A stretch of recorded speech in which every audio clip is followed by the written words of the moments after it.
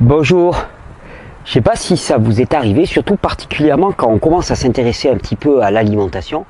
Je ne sais pas si vous avez déjà entendu parler du danger des fruits. Des personnes qui vous mettent en garde contre le danger qu'il peut y avoir à consommer des fruits, tous les risques, tous les inconvénients majeurs pour la santé qu'on peut avoir à consommer des fruits, tous les accidents qui sont arrivés, tous les disconvenus qui sont arrivés à certaines personnes parce qu'ils ont mangé des fruits. Et je vous passe les pertes de dents, les pertes de cheveux, les états de santé déplorables à cause des fameux fruits.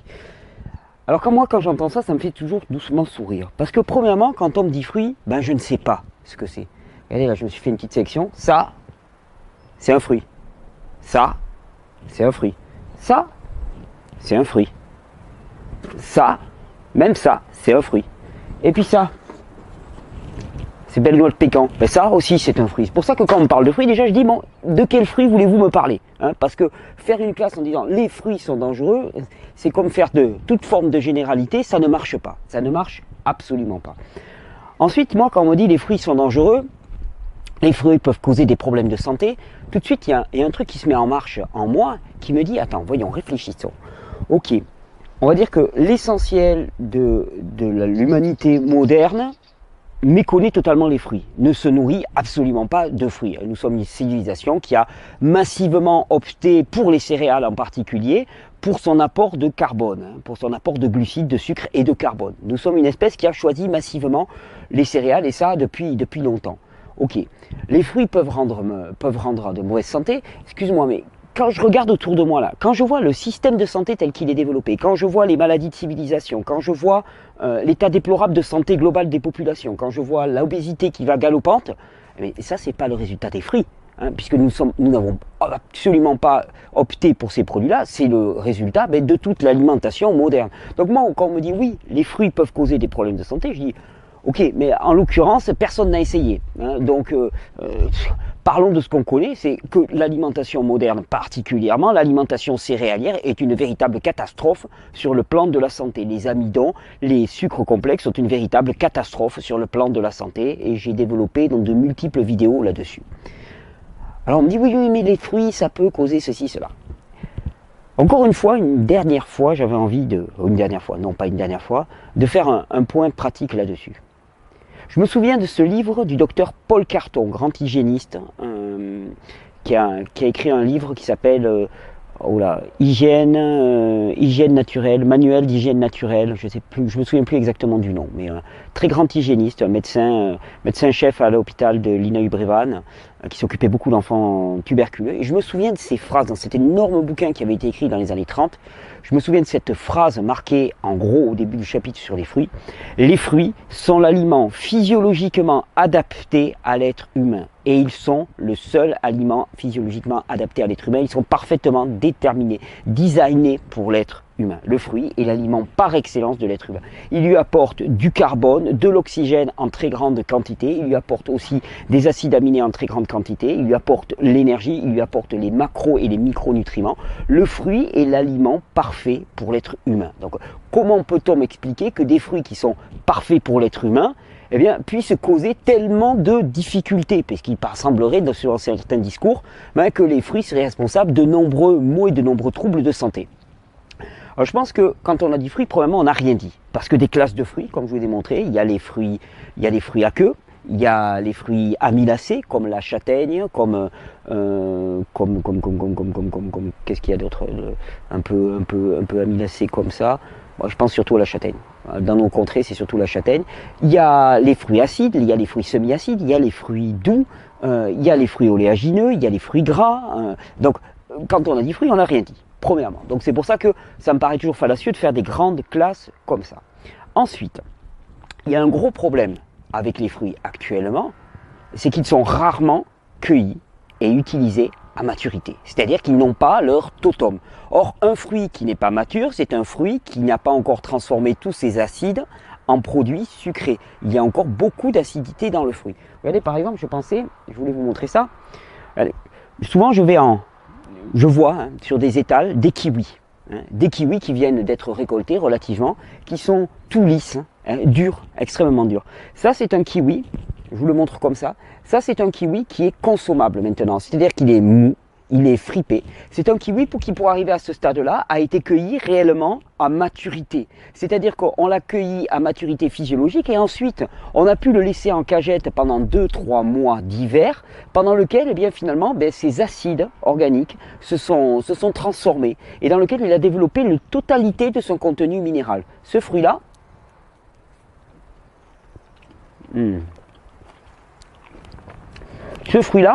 il est plein, il est entier. Et vous savez, souvent on me dit, ouais, ben, en fait c'est un problème de maturité. Oui, c'est un problème de maturité. Le problème, c'est qu'on a perdu totalement la culture du fruit. Mais imaginons, si toute votre vie, vous mangez des pâtes que vous ne faites pas cuire, si vous mangez des pâtes crues, hein, et techniquement parlant, au niveau état de santé, vous n'allez pas exprimer un état de santé rayonnant, loin de là. Le problème, hein, c'était, bon alors là pour le coup c'était les pâtes, mais le problème c'est pas les pâtes en tant que telles, c'est le fait que vous les mélangez crues parce qu'elles ne sont pas adaptées à la consommation crue. Un fruit n'est pas adapté à la consommation pas mûr. Pour obtenir du fruit, toute la promesse que faisait le docteur Carton, il faut consommer des fruits mûrs. Des fruits mûrs, c'est ça. Des fruits mûrs pour une banane, c'est ça. C'est-à-dire c'est une banane qui est extrêmement tachetée, qui est marquée, dont la chair, vous allez voir qu'on va l'ouvrir, a ce petit côté un petit peu translucide et marqué, qui est extrêmement parfumé, qui est molle. Hein, et là, le fait que la banane soit molle témoigne que les sucres complexes se sont transformés en sucre simple, hein, et qu'elle a développé donc tout son contenu en sucre et qu'elle est beaucoup plus digeste. Excusez-moi, petit bout de peau. Ce qu'il faut bien comprendre, c'est que nous avons perdu toute notre culture du fruit. C'est-à-dire que le fruit, on ne sait plus ce que c'est. On ne sait plus le récolter, on ne sait plus le cultiver, on ne sait plus le conserver et on ne sait plus le manger. Parce qu'effectivement, il y a différentes catégories de fruits. Il y a des fruits sucrés, il y a des fruits doux, il y a des fruits acides, il y a des fruits amylacés, il y a des fruits oléagineux, il y a des fruits gras. Et là-dedans, eh bien, autant l'homme est fait pour tous les fruits, autant c'est à chacun de se positionner en fonction de son état du moment, du climat dans lequel il va vivre, en fonction des circonstances de vie qui sont celles qui sont les siennes en ce moment, en fonction de son approvisionnement, en fonction de son terrain physiologique, non pas de sa constitution, qui est toujours la même. Nous sommes tous constitués comme des frugivores, mais en fonction de son terrain, c'est-à-dire que si la personne est épuisée, fatiguée, eh bien, ça va l'orienter vers certains types de fruits plutôt que vers d'autres. Et c'est en fonction de ça qu'on va pouvoir se diriger dans ce grand cadre. Mais le fruit reste l'aliment physiologique parfait pour l'être humain. Alors, moi, qu'est-ce que j'ai appris au cours de toutes ces années? La première des choses que j'ai appris, c'est que la plupart du temps, nos fruits ne sont pas aptes à la consommation. Et que là, il y a un vrai challenge de société. Pourquoi? Parce qu'on a opté massivement pour la production de céréales, pour une culture de la céréale. Une culture de la céréale qui a induit toute une transformation, une organisation de la société autour des céréales. Une culture de la céréale qui a aussi conduit à énormément de maladies massives de civilisation, considérant que nous ne sommes pas équipés de manière adéquate au niveau enzymatique pour digérer les longues chaînes amidoneuses, ou en tout cas nous ne sommes que peu outillés. Et c'est pour ça que je frémis maintenant chaque fois que je vois, même dans les mouvements crudivores, bien une certaine tendance à faire la promotion de tous les légumes amidoneux. Je dis attention les gars, on n'est pas équipé pour ça. On n'a pas le capital enzymatique pour digérer ces longues chaînes de sucre. Alors un petit peu, ça passe, c'est toujours pareil. Mais si on en fait un système et si on en fait un nouveau modèle, je pense qu'on va droit dans le mur. Parce que nous ne sommes pas équipés, que ces longues chaînes de sucre, elles se retrouvent à stagner dans les intestins. Et dès lors, il y a la prolifération de candidats, de champignons qui vont venir digérer ces longues chaînes de sucre. Ces candidats et ces champignons rejetant eux-mêmes de l'acide urique, de l'acide sulfurique, de l'acétaldéhyde qui va venir passer dans la circulation intérieure et modifier complètement le fonctionnement du corps humain, y compris le fonctionnement psychique des gens. Et c'est ce qui fait d'ailleurs qu'il y a un documentaire qui est sorti aux États-Unis récemment et qui s'appelle Bread Head, donc une tête de miche de pain.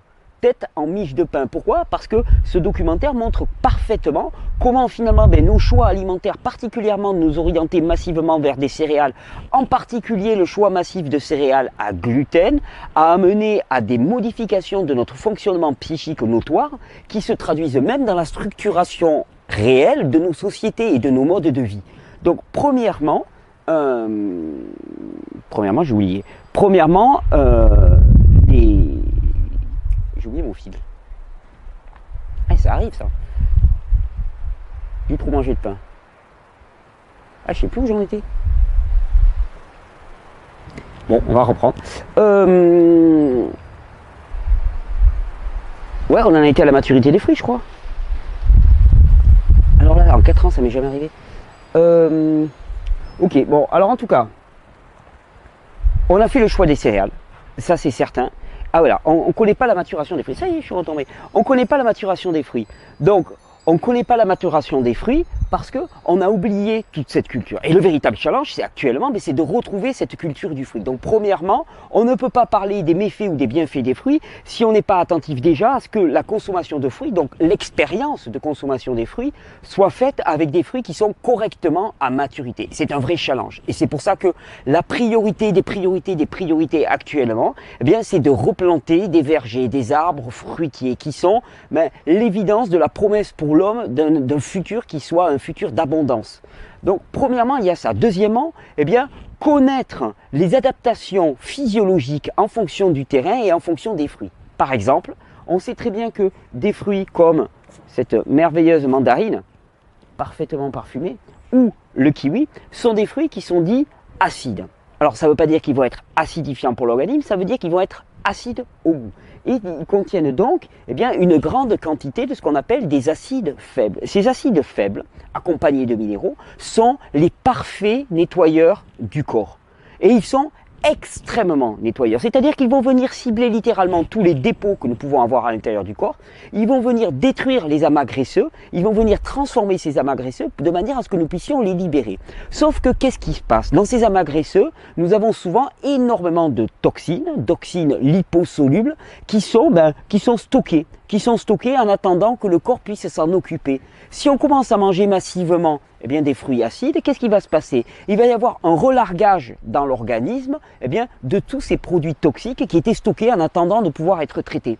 Relargage dans l'organisme, et si les émonctoires ne fonctionnent pas de manière adéquate, si les reins ne fonctionnent pas de manière adéquate, si les intestins ne fonctionnent pas de manière adéquate, si les poumons et la ventilation ne fonctionnent pas de manière adéquate, en clair, imaginons qu'on soit épuisé, sous vitaux, qu'on n'a pas de péristaltisme intestinal, qu'on est constipé, que nos reins ils filtrent pas et qu'on ne fait qu'uriner du pipi tout blanc, et puis qu'on ne respire pas de manière adéquate, effectivement, qu'est-ce qu'il va y avoir? Il va y avoir relâchage, relargage dans l'organisme d'une grande quantité d'acides, non pas venus de ce pauvre petit kiwi, mais venus simplement des acides qui étaient déjà présents à l'intérieur de l'organisme, et ces produits-là vont être remis en circulation et ne vont pas pouvoir sortir. Il va s'en suivre effectivement un état qui va être un état d'inconfort qui peut se traduire même par un phénomène de captation du calcium et des minéraux à l'intérieur des os pour venir neutraliser ces acides en circulation dans le sang. Et d'ailleurs, la présence d'une acidité ponctuelle dans le sang se traduit par un état de frilosité. C'est pour ça que je dis toujours aux gens, si vous voulez savoir si les mandarines sont faites pour vous ou pas, mangez des mandarines. Et puis vous voyez, si vous avez froid immédiatement après, vous posez votre mandarine et vous ne tichez pas. Parce que c'est peut-être pas le bon moment, vous êtes fatigué, c'est peut-être pas le bon moment de la journée aussi. On sait très bien que le meilleur moment pour les personnes qui sont fatiguées pour consommer des fruits acides, ça sera plutôt l'après-midi, plutôt que le matin, que la frilosité va être extrême, et apprendre à rentrer dans ce ressenti. Moi, c'est vraiment la priorité des priorités. Ne pas avancer par dogme, mais avancer par ressenti et par connaissance. C'est-à-dire pas dire il faut pas manger de mandarine le matin ou il faut en manger. Pour moi, l'un comme l'autre sont une absurdité. Ça dépend exactement de la personne à qui on s'adresse. Ça dépend aussi, même pour cette personne, si elle a fait une bonne nuit précédemment ou pas. Et ce fruit-là va être une pure merveille si la personne en a vraiment besoin, et ça va être catastrophique, le terme est excessif, mais ça peut être une mauvaise expérience si la personne n'en a pas besoin. Et je crois qu'il est vraiment important d'apprendre à connaître les deux. Donc, quand on se dirige, par exemple, dans les fruits, on va aussi rencontrer, par exemple, des fruits comme ça. Alors ça, c'est dit semi-acide. C'est merveilleux, je peux te dire merci. Là, ça va être le mode de culture qui va déterminer complètement si ce fruit est plus ou moins adapté à un individu. Alors, quand on me dit les fruits sont dangereux, moi tout de suite je dis ok, déjà tu parles de quel fruit? Quel type de fruit? Fruits légumes, parce que ça c'est un fruit, dans son milieu natif, c'est un fruit, c'est un arbre, c'est une liane perpétuelle qui donne ce fruit, donc qui contient très peu d'acide organique, d'acide volatile, qui contient surtout énormément de minéraux. Est-ce que tu parles d'un fruit doux, comme la banane, arrivé à maturité? Est-ce que tu parles d'un fruit gras, comme ce magnifique avocat? Est-ce que tu parles de fruits oléagineux qui vont avoir d'autres caractéristiques, du gras bien sûr, des protéines aussi, ce qui va les rendre aussi un peu moins digestes? Est-ce que tu me parles de fruits acides comme ce merveilleux kiwi? De quels fruits tu me parles? Premièrement. Deuxièmement, est-ce que tu me parles de fruits mûrs? Ou peut-être premièrement, est-ce que tu me parles de fruits mûrs? Et troisièmement, où en es-tu toi de ton terrain physiologique? Et avec ça, apprendre à jouer. Sauf que moi, je me souviens toujours que notre société ne s'est pas bâtie sur le fruit. Donc, quand on me met en lumière les dangers des fruits, ça me fait doucement rigoler. Je dis, mais attendez les gars, vous me parlez des dangers des fruits, alors que finalement, on est une société qui est massivement malade du manque de fruits. Ce qu'il faut, c'est retrouver la culture du fruit. Le problème, c'est que quand on n'a plus cette culture de fruits, on s'oriente indifféremment sur ce fruit, ce fruit, ce fruit, ce fruit, je vais y arriver, ou ce fruit. Indifféremment, les personnes vont taper dans l'une, dans l'autre, sans avoir la connaissance qui va leur permettre de se diriger de manière adéquate. Et donc, c'est cette connaissance-là qu'il faut connaître, qu'il faut retrouver. Il faut retrouver cette connaissance de l'adaptation de quel type de fruit, à quel type d'individu, à quel moment de sa vie. Il faut retrouver la culture de la croissance des fruits pour avoir des fruits mûrs de qualité, qui est leur totem de minéraux, qui est reçu toute l'énergie lumineuse aussi qu'ils puissent recevoir, pour enfin pouvoir goûter les promesses du fruit. Et c'est quoi les promesses du fruit? Les promesses de fruits, c'est d'avoir une source absolument exceptionnelle déjà de macronutriments. Carbone, donc glucides, lipides, protéines. Totalement biodisponibles, sous leur forme d'habitude la plus simple, c'est-à-dire qu'on va avoir des sucres simples et non pas des longues chaînes de sucres complexes qui demandent énormément d'enzymes. Toutes les patates, même les châtaignes, toutes les céréales, demandent un gros potentiel enzymatique pour venir couper ces longues chaînes. Là, on va avoir quelque chose, quand c'est mûr comme ça, quand c'est parfumé comme ça, on va avoir des sucres qui sont directement disponibles, qui ne demandent pas de l'énergie à l'organisme. Et je sais pas vous, mais moi, quand on me dit, il y a beaucoup moins de travail pour l'obtenir, ça me plaît ça. Ça, c'est un truc qui me plaît. Ça, c'est la première des promesses. Deuxièmement, en micronutriments, vitamines, minéraux, antioxydants, provitamines, tanins, astringence, vous allez avoir la source la plus concentrée, la plus chargée d'énergie lumineuse aussi. Les fruits sont exposés directement au contact du soleil et développent donc tout leur totem minéral. Donc vous allez avoir quelque chose qui est à la fois extrêmement riche et extrêmement utilisable par le corps en termes de macronutriments, glucides, lipides, protéines. Vous allez avoir quelque chose qui est extrêmement riche en micronutriments, antioxydants, vitamines, provitamines, exactement ce dont nous avons besoin actuellement et dont nous manquons cruellement, car toutes les maladies modernes sont des maladies liées à la surabondance de radicaux libres dans le corps, donc de produits toxiques. Et donc, c'est en connaissant tout ça qu'on pourra profiter de tous ces bienfaits-là. Et donc, l'important maintenant, c'est de rentrer dans cette culture du fruit. Rentrer dans cette culture du fruit qui fait que une personne qui est en fatigue chronique, qui est sous-vitale, va vraiment éviter de manière massive tous les fruits acides, va faire attention à avoir des fruits d'une maturité suffisante et à ce moment-là, va pouvoir goûter toute la promesse. En sachant que dans les fruits, on va avoir aussi des fruits gras qui ne sont pas à négliger du tout, contrairement à certains mouvements crudivores qui voudraient les supprimer complètement. Les produits gras sont des anti-inflammatoires majeurs de l'organisme. Il y a deux anti-inflammatoires dans l'organisme, ce sont les minéraux et les produits gras. C'est bien simple. Et donc, pour toute personne qui est en inflammation chronique, quelle va être la meilleure des orientations?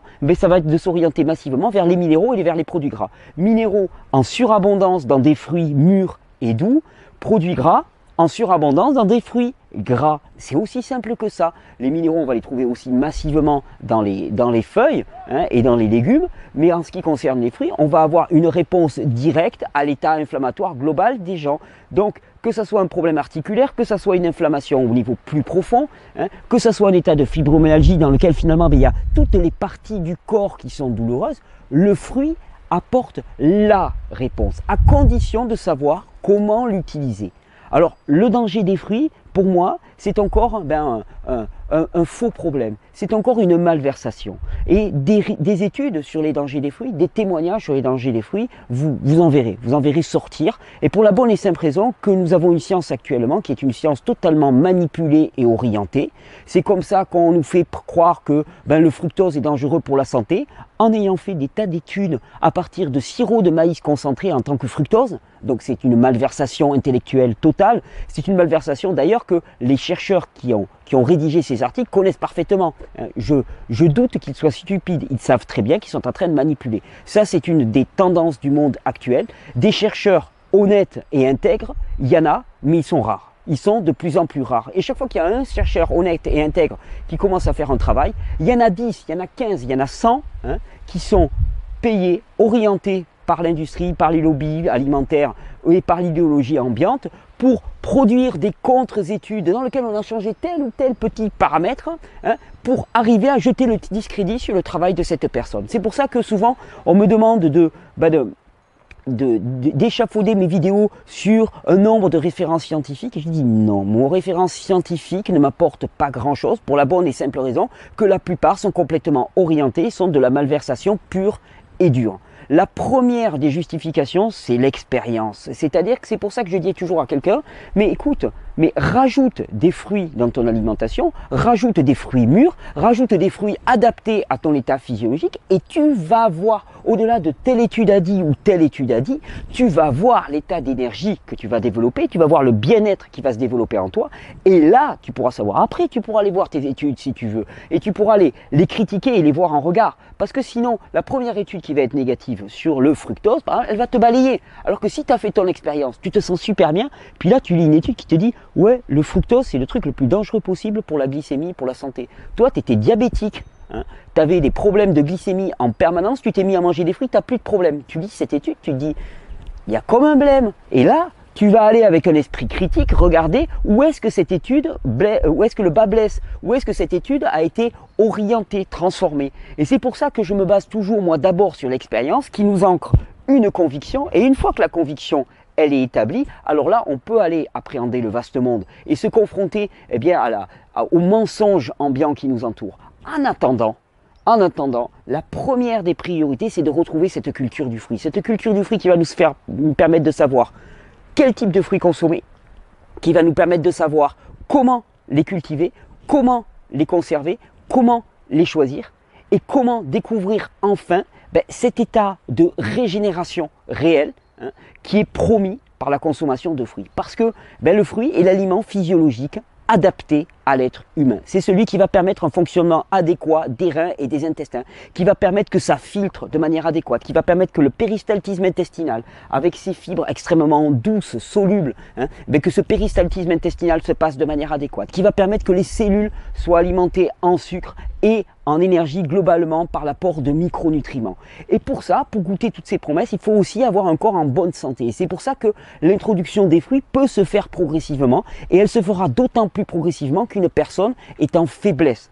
Et c'est pour moi la notion la plus importante à avoir. C'est-à-dire qu'il faut bien comprendre que les fruits sont les agents de nettoyage et donc de pleine santé, ou donc les agents de pleine santé et donc de nettoyage, parce que l'un ne va pas sans l'autre. Nettoyage et pleine santé, ce sont les agents de nettoyage / pleine santé numéro 1 de l'organisme. Si on a remis ce nettoyage pendant des années en mettant énormément de produits pour couvrir les symptômes, si l'accumulation toxique dans le corps est montée, est allée grandissante et grandissante, il est certain que l'introduction massive de fruits à un moment où les portes de sortie qu'on appelle les émonctoires ne sont pas en fonctionnement adéquat, eh bien ça peut amener énormément de chamboulements et de difficultés à l'état de l'organisme. Le problème, c'est pas les fruits, le problème, c'est la charge toxique de l'individu, le problème, c'est le fait que les portes de sortie, les émonctoires, ne soient pas fonctionnelles de manière adéquate, et le problème aussi, c'est de ne pas connaître la rythmicité d'introduction pour permettre ce relargage toxique. Tout ça, c'est pas le problème du fruit, c'est notre problème à nous, et c'est notre responsabilité. Bonne régénération.